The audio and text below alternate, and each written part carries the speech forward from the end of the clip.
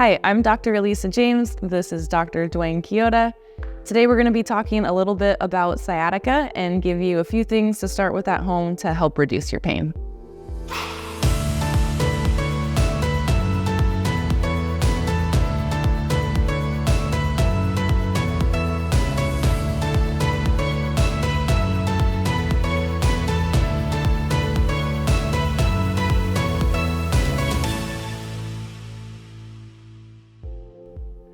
So sciatica typically presents as pain that starts in your low back and then travels down the back of your leg. It can also be accompanied by numbness or tingling. Now, there can be a few different reasons why you're getting that pain going down your leg. One can be stenosis. So this is going to occur gradually over time, often seen in an older population, and occurs due to narrowing of the space where your lumbar nerve root comes out of your low back before it comes in to form the sciatic nerve. Another common cause is a disc bulge or a disc herniation.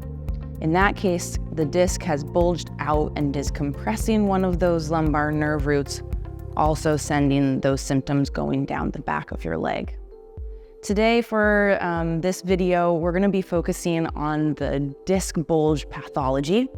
So if you are suffering from a disc bulge that's causing that sciatica, typically that's going to occur after either like repetitive forward bending activities, or maybe you went down to lift something heavier with more of a rounded low back.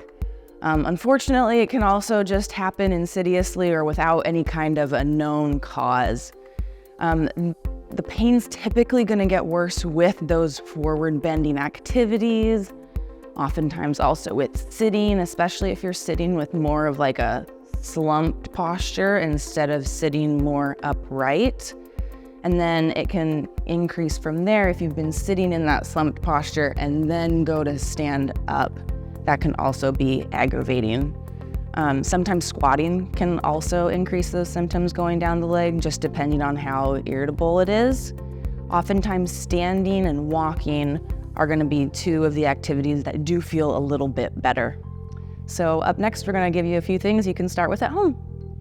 So one of the first things we wanted to talk about is just ways that you can modify your activities at home to help decrease your pain. The first is just going to be walk. Walk in whatever speed feels good for you. Typically, it's not going to be like speed walking, but just a nice, comfortable pace.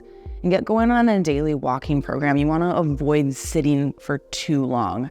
If you do have to sit, we wanted to show you how to create a bit of a lumbar roll to help reduce that slumped posture that we had talked about that you want to avoid. So you can order lumbar rolls online, but it works really well if you just take a big bath towel like Dwayne has here.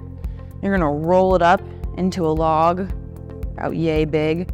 The nice thing about a towel is that if you feel like that's too big for you, you can always unroll it a little bit. If you find that it keeps coming undone, I recommend that people just wrap it up with some duct tape, and that tends to hold it there. And then Dwayne's gonna take the roll and just place it in the small of his low back. And this is going to be a little different person to person, but it should feel good when you're sitting. That's the indicator that you have it in the right spot. You don't want this to be increasing your pain or discomfort at all. All right, so the next exercise we're going to go over is a prone press. Now, with all of these exercises we give you, we want to make sure that they are not increasing your symptoms. So you should not be getting any increased pain traveling down the leg when you do this. If you are, that is time to stop the exercise. So what you're going to do here is laying down on the floor or on your bed if your mattress is firm enough. You're going to start on your stomach, and then you're going to come up onto your elbows. That's going to be the starting position. You want to make sure your hips stay down so your hips aren't lifting up off the table when you do this. You're going to hold for about 5 to 10 seconds and then slowly lower down. You'll do 10 repetitions of that. If that's feeling pretty good, you can start coming up a little bit higher. Start coming up onto your hands. Same thing.